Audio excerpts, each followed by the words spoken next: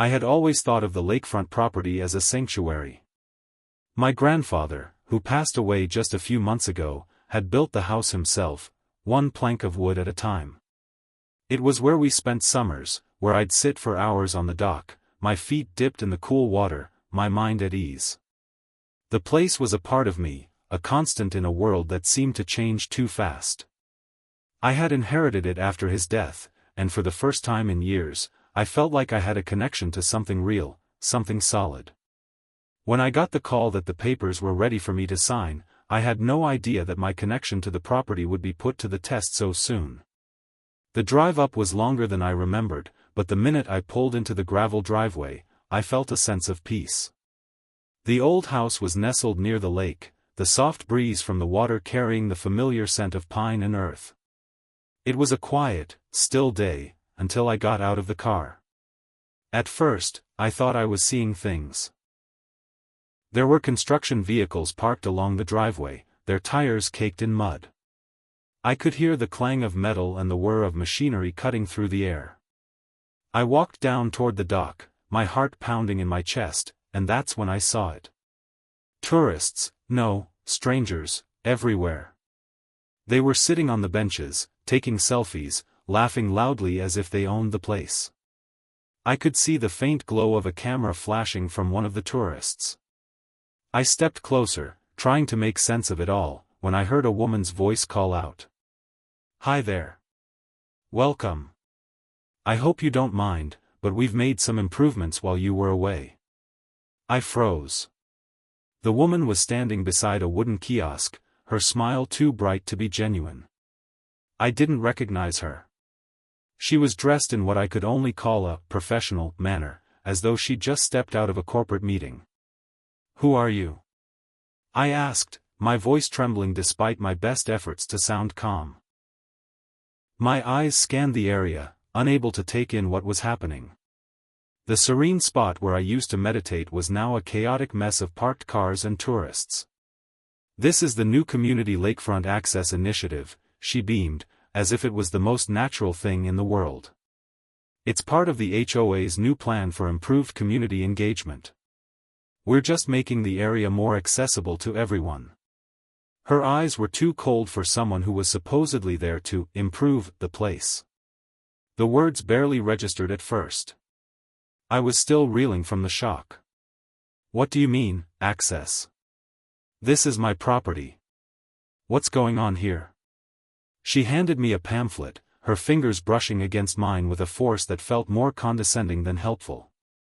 "Actually, according to the HOA guidelines, the area around the tree line is a public shoreline buffer. You only own up to the trees. Everything from here to the lake is common property, and as HOA president, I've taken the liberty of managing it for the benefit of everyone." I stared at her. "You're the president?" She nodded, her smile unwavering. "Yes, I'm Meredith Langford.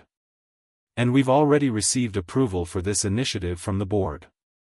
I took a deep breath, trying to suppress the anger bubbling inside me. The house had been in my family for generations, and I'd never heard anything about this buffer zone or any community agreement that could change my property rights. I had no idea what I was up against, but one thing was certain. I wasn't going to let someone, anyone, take what belonged to me. "I'll need to look into this," I said, my voice barely more than a whisper. Meredith's smile never faltered. "Of course, Clark. Take all the time you need. But I'd hate for you to be seen as the one who's standing in the way of progress." I didn't respond. Instead, I turned and walked back toward the house, my mind racing. What had happened while I was gone? How had they managed to take over my family's land?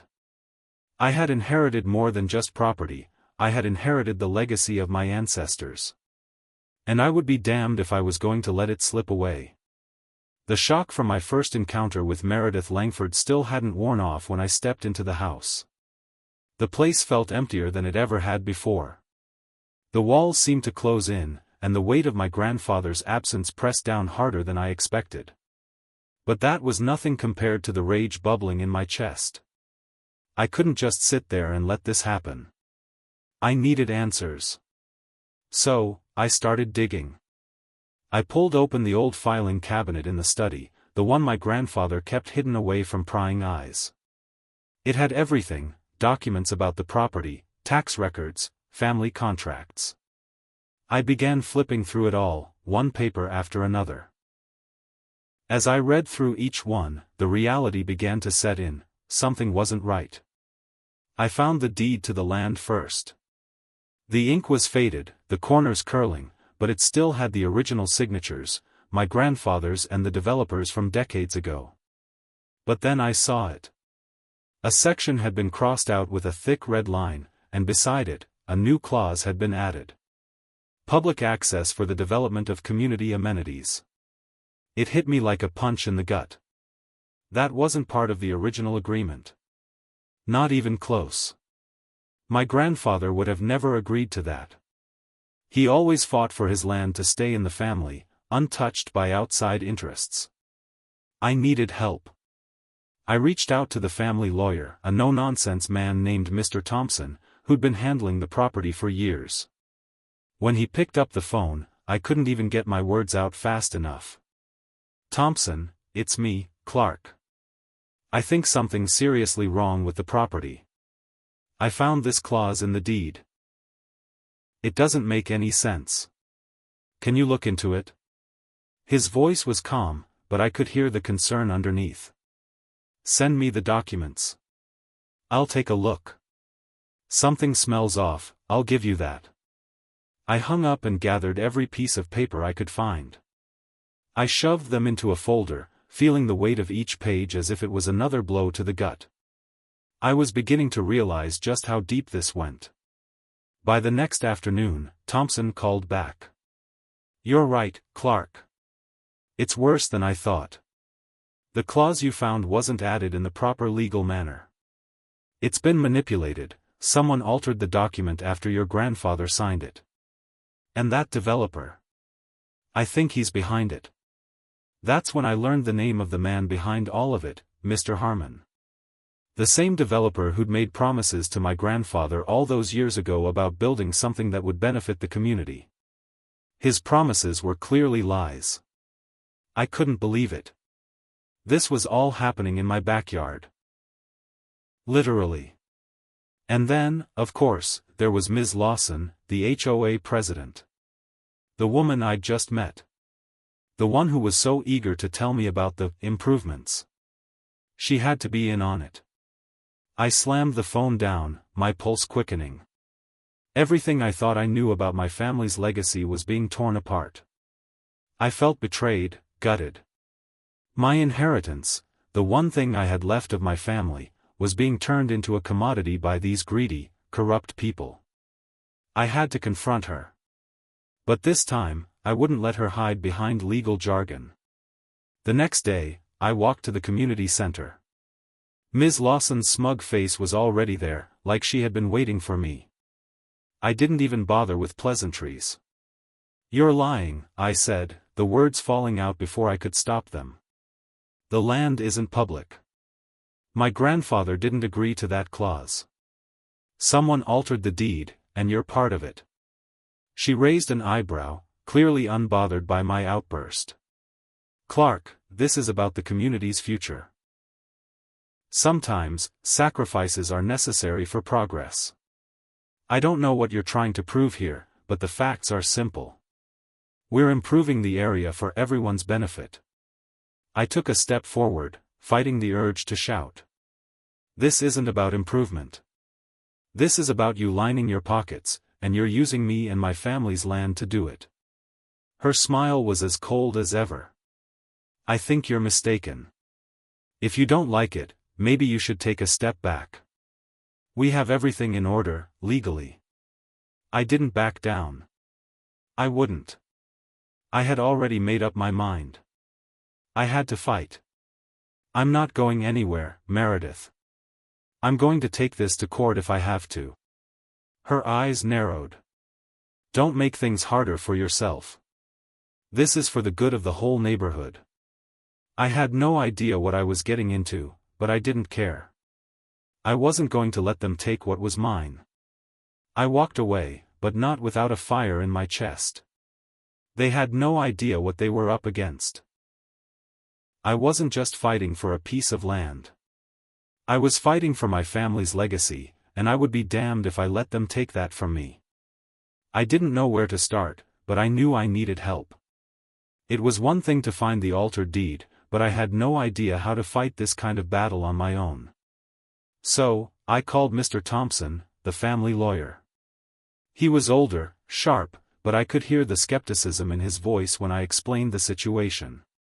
"Clark," he said, sounding more amused than concerned, "you're saying the deed's been altered? That's a serious accusation. Are you sure about this?" I wasn't sure of much, but I knew what I saw. "I'm not imagining it. There's a clause that wasn't there before, and the signatures don't look right. I need you to look at this." He agreed to take a look, and the next few days felt like a blur of legal jargon and emails. Mr. Thompson, who had always been an optimist in the past, seemed increasingly concerned as he dug into the documents. I could tell when he finally called that he had bad news. "Clark, I've confirmed it," he said, his voice quiet. "Several of the signatures on the deed are forgeries. The original documents were altered after the transfer from your family to the developers." I was shaking as I sat down on the kitchen chair. "You're telling me they faked the paperwork? But why? And who else is involved?" "I think the developer, Mr. Harmon, is at the center of it. This wasn't a simple mistake, Clark. These changes were deliberate. And given what I'm seeing here, it wasn't just him. The HOA president, Ms. Lawson, she's mixed up in it, too." My heart sank. The people I trusted, people I didn't even know that well, had been manipulating everything. I could feel the weight of betrayal pressing down on me. "They can't just get away with this," I said, more to myself than to him. "There's no way I'm just going to let them take everything from me." But that's when I started to realize just how deep the corruption ran. I spent the next few weeks trying to keep up, sending out letters, pushing for meetings with the HOA board. But every time I felt like I was getting somewhere, it was like running into a brick wall. Every request was delayed. Every question I asked was ignored. When I did get a meeting, it was always postponed or rescheduled. And the more I pushed, the more I realized I was facing a network of power far bigger than I had ever imagined. Harmon and Lawson had connections everywhere. Local officials, business people, they all seemed to be on their side. It felt like no matter what I did, I was up against an unstoppable force. I started to burn out. My energy, my focus, it was all being drained. I felt exhausted, emotionally drained, and defeated. I began to wonder if I could ever win against these kinds of odds. Maybe I should just sell the property and be done with it. But then I thought about my grandfather, about everything that land meant to him, and to me. Giving up wasn't an option. It was late one night, after a particularly draining call with Thompson, when I got an unexpected message. The text was short, anonymous, and cryptic: "Check the archive in Town Hall. It's all there." I sat there staring at the message for a long time. Who could have sent this? Was it a trap? But something in me urged me to act. I wasn't about to let this lead slip away. I went to the archive the very next morning, my pulse racing as I walked into the dimly lit room. The smell of old paper and dust hit me as I scanned the shelves. The records were a mess, papers stacked high, some labeled, some not. Then I found it. Hidden behind a pile of old town planning documents was a folder with my family's name on it. I opened it with trembling hands. Inside were the original plans for the property, and proof that Harmon and Lawson had altered more than just the deed. They had manipulated zoning maps, too, creating false records that made it appear as though the land had been designated for commercial use. This was the breakthrough I'd been waiting for. I rushed back to my car, the weight of the folder in my hands feeling like the only solid thing in the world. Finally, I had the evidence I needed. I wasn't going to back down. Not now. The papers in my hand felt heavier than they had before, like a burden and a weapon all at once. I could see the old markings on the documents that Thompson had found, the legal language I'd never been trained to understand, but now, it was crystal clear. There it was, proof. The original agreements between my family and the developer, Mr. Harmon, with detailed references to land boundaries and restrictions, were being blatantly violated. And the worst part? Harmon and Lawson knew it. "Clark, I think you've got them here, Mr. Thompson said, his voice tight with disbelief as he flipped through the historical records I'd unearthed. "This is beyond just forgery. This is a calculated attempt to defraud you and the community."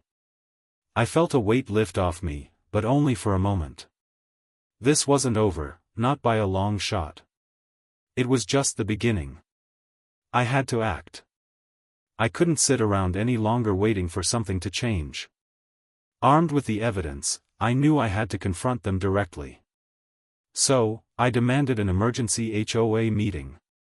I walked into that room with the papers clenched in my hand, ready to expose the truth. The room was packed. Dozens of neighbors sat at the long table, some looking confused, others clearly nervous. I could feel the tension hanging in the air like a storm about to break. Ms. Lawson and Mr. Harmon were sitting at the front, as smug as ever. They barely even looked at me when I entered. "Clark," Ms. Lawson greeted me in that fake sweet tone I had come to hate. "I'm glad you could join us. Please, share your concerns with the board." I didn't waste time with pleasantries. "I don't have concerns, Ms. Lawson. I have facts." I slammed the documents down on the table in front of them. "These are the original agreements between my family and your developers. And you both know that you've been violating them." Mr. Harmon's eyes flicked to the papers, but he didn't say a word. Lawson's smile faltered just a little. "Clark, I'm not sure what you think you found, but," she began, trying to regain control. "No," I interrupted, my voice growing stronger. "You don't get to twist this anymore.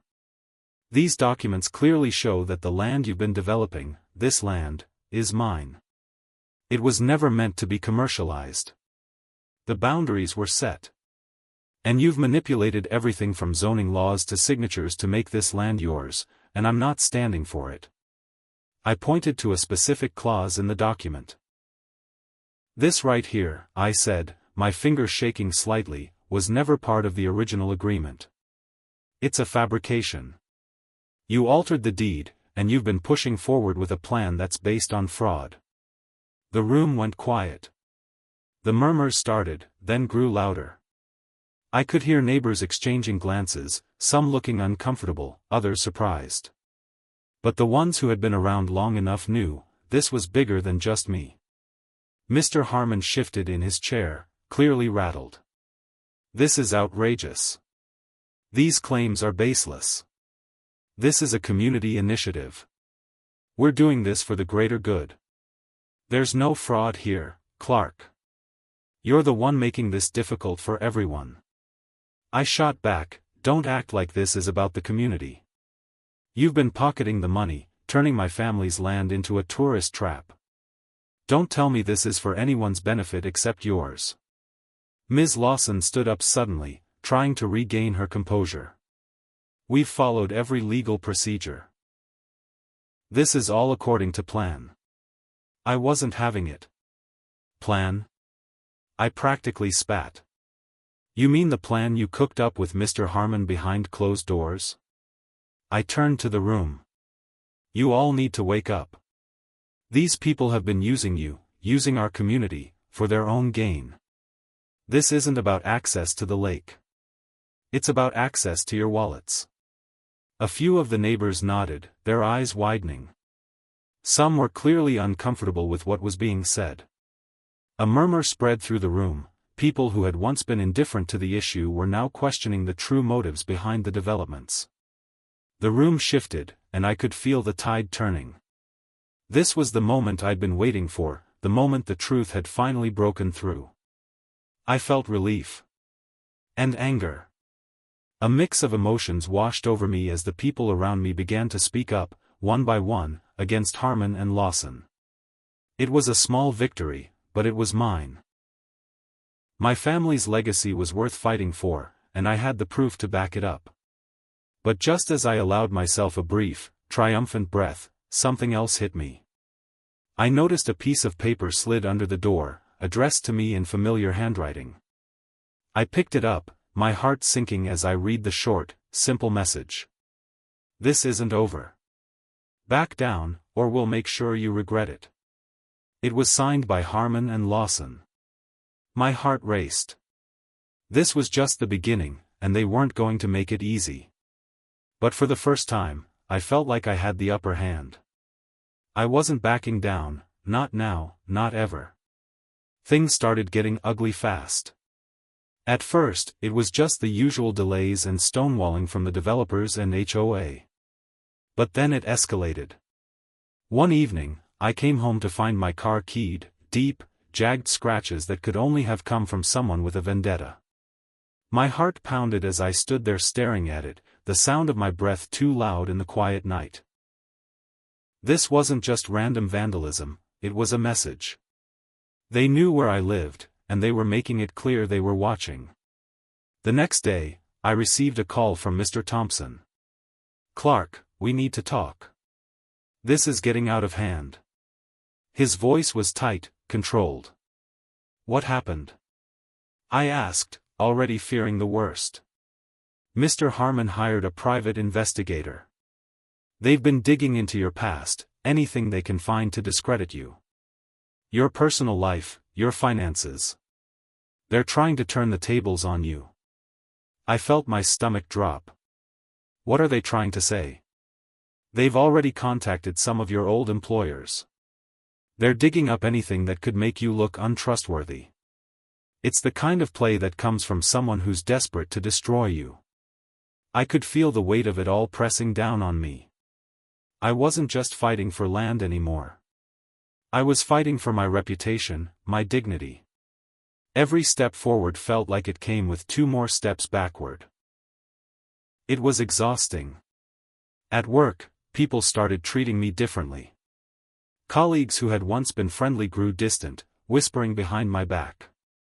I couldn't blame them, Harmon's tactics were working. He was using his connections to make me seem like the bad guy.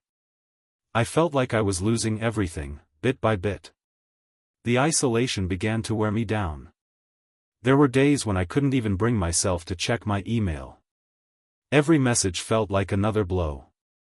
I started questioning if I had the strength to keep going. Was this fight worth it? Was I really making a difference, or was I just digging myself into a hole? But just when I thought I might collapse under the pressure, something unexpected happened. One afternoon, as I was sitting in my office, going over some paperwork I didn't even understand anymore, my phone buzzed. It was a text from Mrs. Patterson, one of the neighbors who had kept her distance at first. "Clark, I've been meaning to talk to you. I'm on your side. We all are. Meet me at the coffee shop. I'll explain." I was stunned. I'd barely spoken to her before, let alone about this whole mess. But there she was, reaching out to me. When I met her, she was with a few others, neighbors I hadn't expected to speak up. They were quiet at first, exchanging nervous glances, but eventually, Mrs. Patterson spoke up. "We've been watching what's been happening to you, Clark. Harmon and Lawson, what they're doing is wrong. We've been too scared to speak up, but we can't let them take the community from us. We're in this together." I could feel a lump form in my throat. I hadn't realized just how much I'd been struggling alone until they offered their support. Mrs. Patterson and the others were offering more than just words, they were offering tangible help. Some of them had legal knowledge. One had a small business that could provide financial backing. They were willing to back me up in ways I hadn't even considered. "I didn't know if you'd want help," Mrs. Patterson said, her voice low. "But we can't let them win. This land, it means something to all of us." That was when I realized something. This wasn't just about my family's land. It was about our entire community.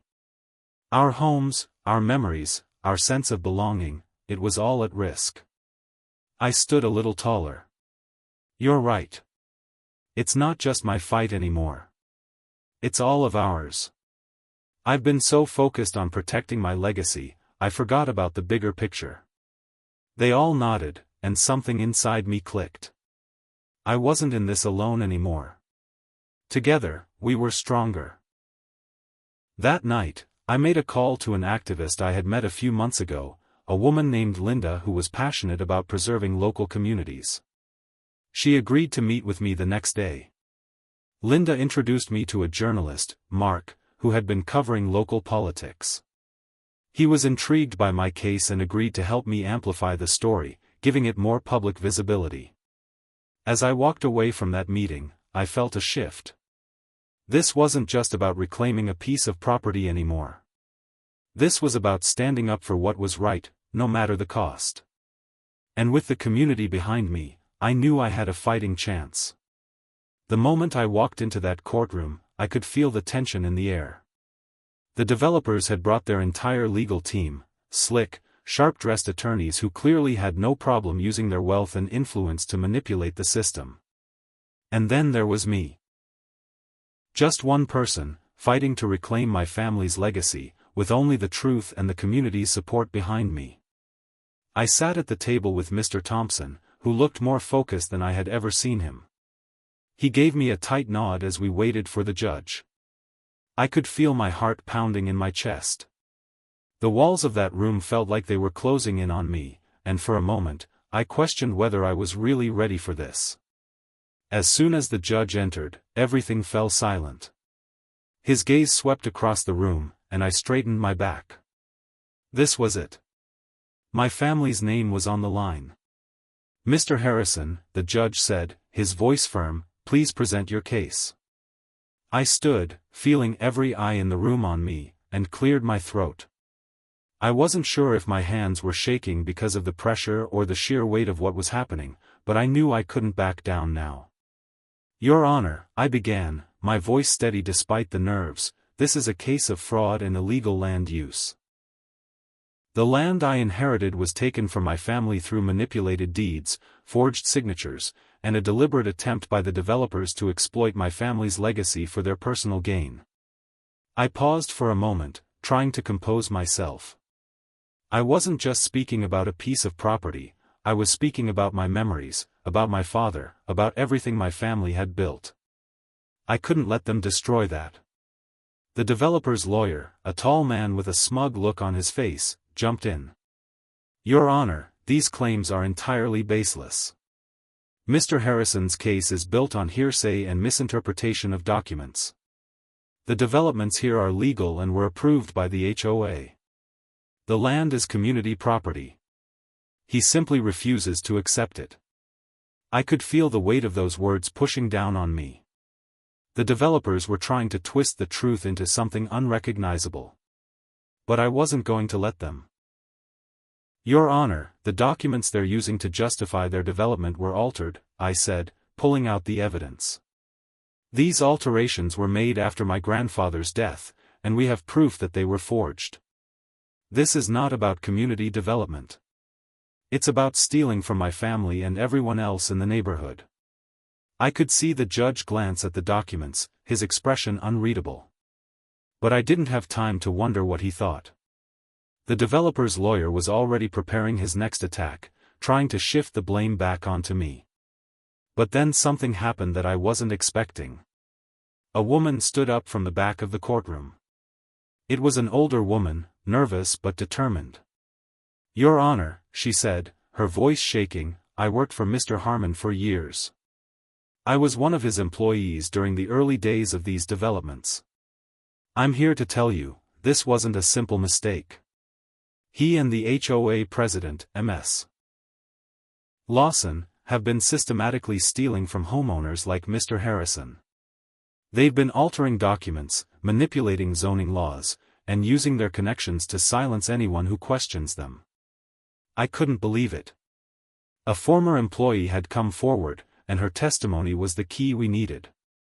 I felt a surge of hope, of vindication. This was the turning point we'd been waiting for. After several long days of testimony and back-and-forth legal maneuvering, the judge finally delivered his verdict. The evidence is clear. The defendants, Mr. Harmon and Ms. Lawson, have engaged in illegal activities to alter property documents and mislead the community. The land in question is hereby returned to its rightful owner, Mr. Harrison. The defendants are to cease all development activities immediately. It was over. The fight, the struggle, the sleepless nights, it was finally over. I couldn't help it. I felt a rush of emotion flood through me as I sank back into my chair. Relief. Joy. Anger. Everything I had been holding in burst out at once. For the first time in months, I could breathe.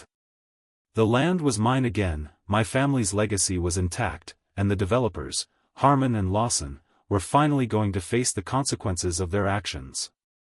As I walked out of that courtroom, surrounded by the people who had supported me, I realized something.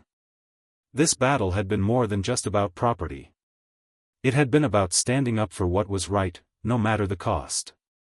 And I had won. It felt surreal, standing there on the steps of the courthouse with the victory in my hands. The legal battle, the sleepless nights, the constant pressure, it had all led to this moment. The land was mine again. The developers were being forced to pay damages for the illegal developments they'd caused. But the real victory was in the way the community had rallied around me. Neighbors who once stayed silent, afraid to make waves, now stood by my side. Some of them had even helped with legal fees, while others worked tirelessly to spread the word, ensuring that the truth was heard.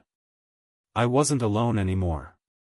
As the judge's decision was announced, I looked around and saw the pride in their faces. It was like they had all been carrying the weight of this battle with me. And when the final verdict came down, the relief and joy in their eyes was almost overwhelming. I took a deep breath, letting it all sink in. "We did it," I said, turning to face the group of supporters behind me. Mrs. Patterson, the first one to reach out to me, placed a hand on my shoulder. "You did it, Clark. This is your victory, but it's ours too. You saved our community." Her words hit me harder than I expected. It wasn't just about protecting my family's legacy, it was about protecting all of us. This land, this community, had become part of something much bigger than I had ever imagined. The next few weeks were a whirlwind. I spent hours at the property, overseeing the restoration of the land that had been tampered with. It wasn't just about rebuilding what had been destroyed, it was about honoring my family's history and legacy. I could feel my grandfather's presence as I stood there on the dock, looking out over the water. This was his dream, his hard work, and I was determined to preserve it. Each day, I worked with contractors, ensuring that everything was restored to the way it had been before. It was exhausting, but it felt right. The sense of connection to the land, to my ancestors, grew stronger with every nail hammered into place, every inch of shoreline reclaimed. As I stood by the water one evening, watching the sun dip behind the horizon, I found myself reflecting on how much I had changed throughout this whole ordeal. I was no longer the person I had been when I first inherited the property. That person had been unsure, overwhelmed, and afraid of the power the developers held. But now? Now, I was someone who had fought for what was mine, for what was right, and I had come out stronger on the other side. I had learned what it meant to protect my heritage, to stand up for myself, and to trust that I could make a difference. The journey had transformed me. I was more confident, more rooted in who I was, and more connected to my purpose. The legal battle was over, but I knew my journey of growth and self-discovery was far from finished. With the property restored and the fight behind me, I felt a sense of peace I hadn't known in years. The lakefront was mine again, not just in ownership, but in spirit. And for the first time in a long time, I felt like I was exactly where I was supposed to be. I smiled as I looked out over the water, knowing this was only the beginning. As I sit on the porch now, watching the sun set over the water, I can't help but reflect on everything that has happened. The battle has been long and exhausting, but as I look out at the calm, restored lakefront, I finally feel the weight lifting off my shoulders. For the first time in months, I feel at peace. It's strange, though. Despite the exhaustion, there's this quiet sense of pride in me. I stood up for what was right, even when it seemed impossible. Even when the odds were stacked against me. I fought for my family's legacy, for the history tied to this land. I fought for my right to protect what mattered most. And I wasn't alone. I learned that a fight for justice doesn't just change you, it changes the people around you. The community that once sat quietly, unsure of where to stand, came together. Neighbors who were once too afraid to speak up found their voices, and we fought this battle together. The pride I feel isn't just for myself, it's for all of us. I think back to those moments when I felt like giving up. When it seemed like the developers and the HOA were too powerful, and I didn't know if I could keep going. I almost gave in, more times than I care to admit. But every time I thought about walking away, I thought about my grandfather. About the way he taught me that some things are worth fighting for, even when it's hard. That lesson stuck with me through every sleepless night, through every legal setback, through every threat made to destroy me. I didn't realize it at the time, but that persistence, that stubborn refusal to give up, was what got me through.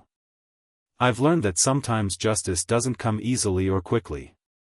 But when you stay true to your principles, when you keep pushing, even when it feels impossible, it does come. And when it does, the weight of it feels like a promise kept. I've also realized that this fight wasn't just about reclaiming the land. It was about my identity, my connection to my family, my ancestors, and this community. When the developers and the HOA tried to take it all away, they weren't just attacking a piece of property. They were attacking what made this place special, what made it home. Now, as the land is restored and my family's legacy is secure, I find myself looking toward the future with a new sense of purpose. I know this journey isn't over. I've protected the land for now, but I also know it's my responsibility to continue honoring it, to keep fighting for the things that matter, for myself and for the people around me. I've changed through this process. I've grown in ways I never expected. I've learned that standing up for what's right isn't always easy, but it's always worth it. I've learned that resilience is about staying true to your values, even when it feels like the world is pushing against you. More than anything, I've learned that sometimes the greatest victories come not from the things you win, but from the person you become in the process. And that, to me, is the real reward. I'll carry this lesson with me for the rest of my life: persistence, justice, and community. It's what makes the fight worth fighting, and it's what makes us who we are.